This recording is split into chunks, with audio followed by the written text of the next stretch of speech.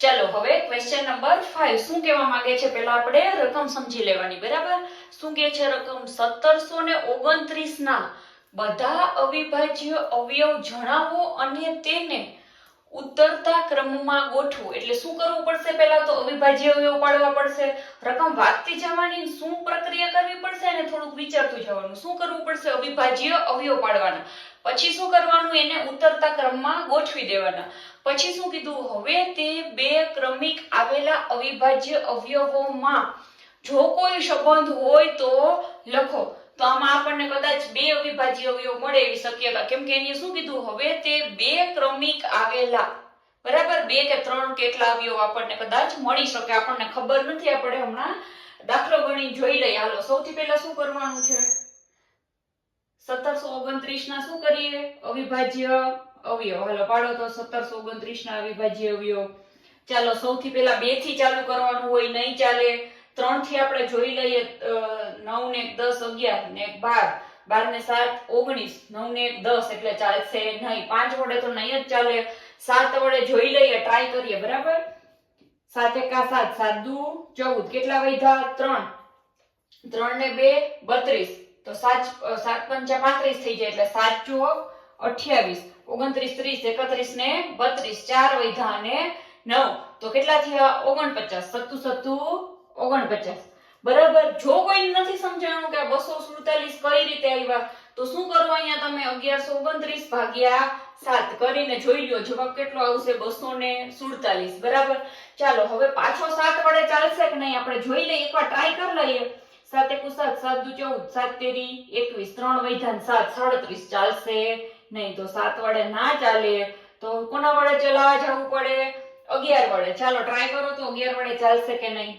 11 એકા 11 11 દુ 22 એટલે 2 વૈધા 2 અને 7 27 તો 11 વડે ભાગ ચાલશે નહીં તો કોના વડે ચલાવીએ હવે 13 વડે ચાલો ટ્રાય કરો 13 એકુ 13 13 દુ 26 26 ચાલશે નહીં 13 એકા 13 તો કેટલા વૈધા 14 15 16 17 18 19 20 21 22 23 ને 24 કેટલા વૈધા 9 ને 10 ને 11 બરાબર 11 વૈધા અને ઉપરથી ઉતાર્યા 7 તો કેટલા થઈ ગયા 117 તો 13 9 117 ભાગ ચાલી ગયો બરાબર હવે 19 આવ્યા તો 19 છે એ તો પોતે જ અવિભાજ્ય અવયવ છે જો 19 ના પાડામાં જ આવે એટલે 19 વડે ભાગ ચાલશે બરાબર 19 એકા 19 વચ્ચે 17 તો ચાલે જ નહીં 13 પછી કોની વડે ચલાવવાનું હોય 17 વડે પણ 17 વડે નહીં ચાલે કેમ કે ડાયરેક્ટ 19 જ આવ્યા છે એટલે બરાબર ચાલો તો 1719 ના શું 29 ના શું થયા અવિભાજ્ય અવયવ 7 13 અને 19 બરાબર આને તમે ગુણાકારના સ્વરૂપમાં પણ લખી શકો હવે શું કીધું તું તમને એને ઉત્તરતા ક્રમમાં ગોઠવો ચાલો તો ગોઠવી દઈએ ઉત્તરતા ક્રમમાં ગોઠવતા ચાલો ગોઠવો આ તો બધાને આવડે પેલા વાળાને આવડે શું થાય સૌથી મોટી પેલા લખો 19 13 અને 7 હવે શું પૂછ્યું કે જો આવ્યા જ આ જેટલા અવિભાજ્ય અવયવ આવ્યા એની વચ્ચે કઈ સંબંધ છે કઈ સંબંધ હોય તો જુઓ તો આમાં કઈ સંબંધ દેખાય છે તો જુઓ મને તો એક સંબંધ દેખાય છે આમાં 6 નો ગેપ લાગે છે બરાબર તો બંને વચ્ચેનો સંબંધ જુઓ તો અને બંને વચ્ચેનો સંબંધ શું થશે જુઓ તો 19 ઓછા 13 કેટલા થાય 6 અને 13 ઓછા 7 કેટલા થાય જુઓ બરાબર 8 9 10 11 12 ને 13 કેટલા થાય 6 તો આ બંને વચ્ચેનો સંબંધ શું છે સંબંધ આ છે કે બંને અવયવો વચ્ચેનો તફાવત શું બંને અવયવો વચ્ચેનો તફાવત એટલે કે બાદબાકી બરાબર તફાવત સમાન છે આ કહેવા માંગે છે બરાબર જો હવે આ પૂછવાનું શું લોજિક છે કે આ જે અવયવ આવ્યા એમાં તમને કઈ સંબંધ દેખાય છે કે નહીં એ પૂછવાનું શું લોજિક છે તો તમારું મગજ થોડું કસાય તમે જે અવયવ આવ્યા ને એમાં જોવાની કોશિશ કરો કે આમાં બે વચ્ચે કઈ તફાવત સરવાળો બાદબાકી એવું કાંઈ પણ એવું છે કે જેની વચ્ચે કઈ સંબંધ મળે છે એવું તમારું મગજ થોડું કસાય એટલા માટે આવું પૂછવું હોય બરાબર આવી થોડી ટ્રીક કરતા હોય ચાલો પાંચમો ક્વેશ્ચન સમજાઈ ગયો હશે હવે આપણે નેક્સ્ટ ક્વેશ્ચન તરફ આગળ વધીએ છીએ ક્વેશ્ચન નંબર 6 ચાલો હવે ક્વેશ્ચન નંબર 6 શું કહેવા માંગે છે એની આપણે પહેલા રકમ સમજી લઈએ શું કહેવા માંગે છે? ત્રણ ક્રમિક સંખ્યાઓના ગુણાકાર હંમેશા 6 થી વિભાજ્ય હોય છે તે કેટલાક ઉદાહરણની મદદથી સ્પષ્ટ કરો. જો આવો દાખલો ક્યારે આવ્યો હોય ને એટલે આપણે બને ત્યાં સુધી નાના નાના ઉદાહરણ લેવાના. શું કામ? આપણને છૂટ આપી છે ને કે તે કેટલાક ઉદાહરણની મદદથી સ્પષ્ટ કરો. આપણી રીતે ઉદાહરણ લેવાની છૂટ આપી છે તો આપણે ખોટી હોશિયારી કરવા મોટા ઉદાહરણ લેવાની કોઈ જરૂર નથી. નાના નાના ઉદાહરણ લ્યો પણ ભૂલ પડવી ના જોઈએ. બરાબર? આપણે તો ખાલી જવાબથી મતલબ છે ને. હાલો તો જોઈએ. હાલો, ત્રણ ક્રમિક સંખ્યાનો ગુણાકાર કેટલાક ઉદાહરણથી કીધું છે ને આપણે. પેલો એક્ઝામ્પલ 1. બરાબર? પેલું લઈએ. ધારો કે હું લઉં છું ત્રણ ક્રમિક કોઈ પણ લઉં છું. 2 ગુણ્યા 3 ગુણ્યા 4. કોઈ પણ ત્રણ ક્રમિક લીધી. હવે શું કરવાનું છે કે એનો ગુણાકાર ચાલો કરો તો 4 તેરી 12, 12 દુ 24. તે હંમેશા 6 થી વિભાજ્ય હોય છે. તો 24 માં ભાગ પડે છે 6 વડે. બરાબર? 24 આવ્યા તો 24 ભાગ્યા 6, 6 ચોક 24. હા તો સાચી વાત છે. છે વિભાજ્ય છે ને? હા તો બરાબર છે. આ શું છે? વિભાજ્ય છે. બરાબર? હવે બીજું એક્ઝામ્પલ લ્યો. કોઈ પણ બીજું એક્ઝામ્પલ લ્યો. આપણે બહુ મોટું ઉદાહરણ લેવા જવાય જ નહીં. 2, 3 ને 4 લીધા હતા ને 3, 4 ને 5 લઈ લેવાય. તમારે કોઈ બીજી સંખ્યા લેવી હોય તો પણ છૂટ છે. હાલો કરો તો 5 ચોક 20, 20 તેરી 60. ચાલો હવે કરો તો 60 ને કેટલા વડે કીધું છે આપણને? 6 થી વિભાજ્ય છે એવું કીધું ને. તો કેટલા જવાબ આવ્યા? 10 આવી ગયા. તો શું છે? વિભાજ્ય છે. કેટલાક ઉદાહરણની મદદથી સ્પષ્ટ કરો. થઈ ગયું. બહુ લાંબા લાંબા જવાબ લખવાની કોઈ જરૂર નથી અને સાવ કાપી કૂપીને ટૂંકું ને ટચ કરી નાખવાની જરૂર નથી. જેટલું પૂછ્યું છે એટલું માપમાં લખો. બરાબર?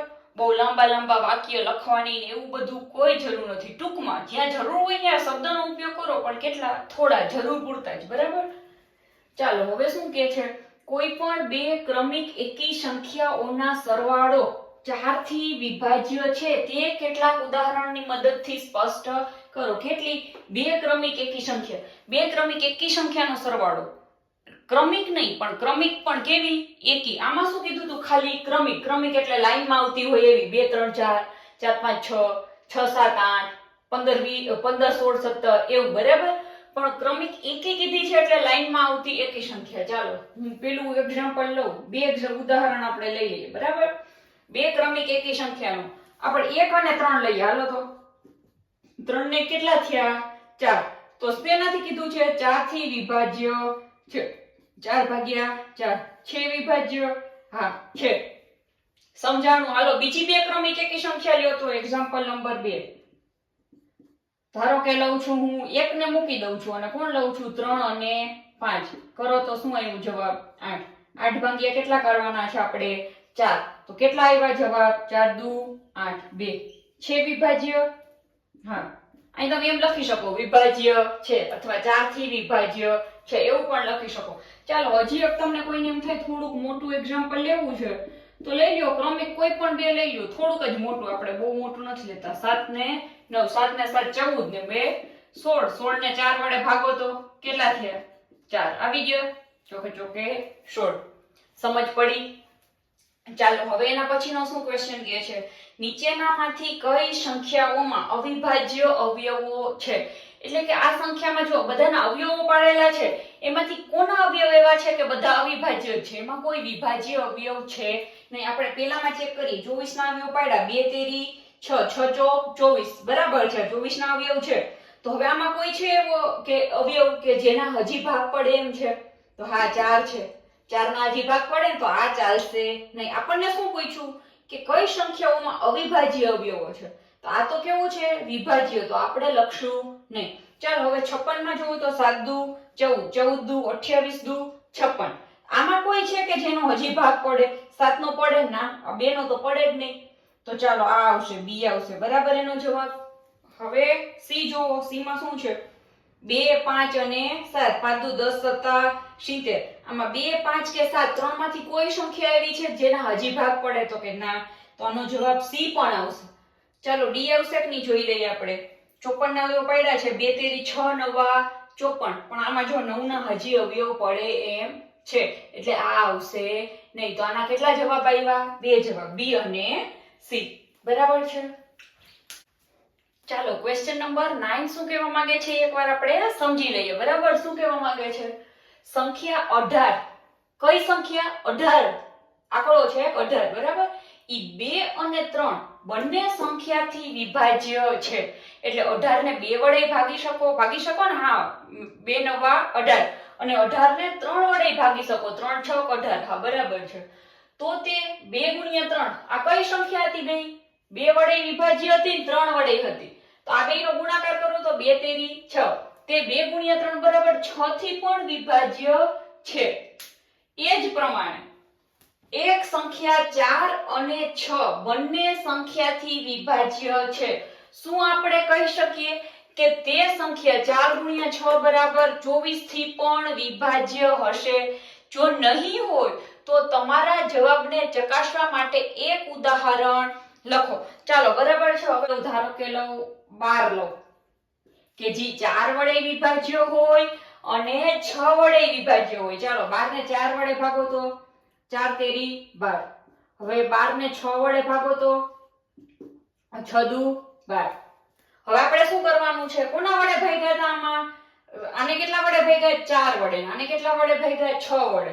તો હવે આ જ સંખ્યાને, કઈ સંખ્યાને? તો કે 12 ને કોના વડે ભાગો? 6 ચોક 24 વડે ભાગો તો થાય નહીં. નિશેષ ભાગી શકાય નહીં. જવાબ કેટલો આવે? 1/2 આવે. તો આ સંખ્યાને નિશેષ ભાગી શકાતી નથી. તો હવે તમને શું પૂછ્યું છે? હશે તો કે ના, નહીં હોય. જો નહીં હોય તો તમારા જવાબને ચકાસવા માટે એક ઉદાહરણ આપો. હજી કેવું વધારાનું ઉદાહરણ લખો કે જેથી તમારો જવાબ પાકો થઈ જાય કે આવી રીતે શક્ય નથી. ચાલો, તો આનું આપણે બીજું ઉદાહરણ છે ને 18 વાળું જ લઉં. 18 ને 2 અને 3 વડે ભાગ્યા હતા ને ત્યારે થઈ ગયું હતું. હવે 18 ને હું મોટા આંકડા વડે ભાગું ને ત્યારે નહીં થાય. જુઓ, 18 ને હું 9 વડે ભાગું તો કેટલો જવાબ આવે? શક્ય છે તો કે હા 2 વડે. હવે 18 ને હું 6 વડે ભાગું તો શક્ય છે તો કે હા શક્ય છે. 18 ને 6 વડે ભાગું તો કેટલો જવાબ આવ્યો? 3. હવે હું 18 ને કોના વડે ભાગું તો કે આ બેયના ગુણાકાર વડે. આનો ગુણાકાર શું થશે? 9 6 54. છે શક્ય? નથી ને? તો સમજ પડી તમને? જો જ્યારે તમે એવી બે આંકડા લ્યો કે જેનો ગુણાકાર મૂળ સંખ્યા કરતા નાનો હોય, જેમ કે 3 દુ 6, 6 છે એ 18 કરતા કેવો આવ્યો? નાનો, ત્યારે આ વસ્તુ પોસિબલ છે. પણ જ્યારે આવું હોય 6 ચોક 24 એ 12 કરતા કેવા આવ્યા? મોટા, ત્યારે શક્ય નથી. 9 6 54 એ 18 કરતા કેવા આવ્યા? મોટા, ત્યારે શક્ય નથી. સમજ પડી? ચાલો, એના પછીનો દાખલો શું છે? હું 4 જુદા જુદા અવિભાજ્ય અવયવ વાળી સૌથી નાની સંખ્યા છું. શું તમે મને ઓળખી શકો છો? સાવ સહેલું, મગજમાં આવી જ ગયું હશે. 4 જુદા જુદા અવિભાજ્ય અવયવ કીધા છે અને નાનામાં નાની કીધી છે. એટલે 4 નાનામાં નાના અવિભાજ્ય અવયવ લઈ લઈએ અને એનો શું કરી નાખીએ? ગુણાકાર. એટલે મળી જાય આપણને. જુઓ, સૌથી નાનો અવિભાજ્ય અવયવ કોણ છે? તમારા મગજમાં આવ્યો હોય 2. એના પછી કોણ હતો? 3. એના પછી 5. એના પછી 7. આ શું થઈ ગયા? 4 સૌથી નાનામાં નાના અવિભાજ્ય અવયવ. હવે એનો શું કરવો? આપણે ગુણાકાર કરશું એટલે જે સંખ્યા મળે ઈ આ સંખ્યા હશે. ચાલો, 3 દુ 6 પંચા 30 ગુણ્યા 7. ચાલો, 7 તેરી 21 અને 0 210. સમજ પડી? તો આ મળી ગઈ તમારી સૌથી નાનામાં નાની સંખ્યા કે જે 4 જુદા જુદા અવિભાજ્ય અવયવથી બનેલી છે. ચાલો, તો 3.5 આપણું સ્વાધ્યાય અહીંયા પૂરું થાય છે. આઈ હોપ તમને આ સારી રીતે સમજાઈ ગયું હશે. જો કોઈ પણ ડાઉટ છે તો કમેન્ટ બોક્સમાં જરૂરથી જણાવો. એને વધારે ક્લિયર કરતો એક સરસ રીતના વિડીયો બનાવીશ અને પૂરી ટ્રાય કરીશ. અને નેક્સ્ટ વિડીયોમાં જરૂર કન્ટિન્યુ કરજો. સ્વાધ્યાય 3.6 નેક્સ્ટ વિડીયોમાં કરીએ છીએ આપણે. લસા ગુસાનો ટોપિક નેક્સ્ટ વિડીયોમાં ચાલુ કરીએ છીએ. બરાબર છે? અને જો યુઝફુલ થયો હોય તો જલ્દીથી તમારા ફ્રેન્ડ્સ અને ફેમિલી સાથે શેર કરી દો. બરાબર છે? Thank you.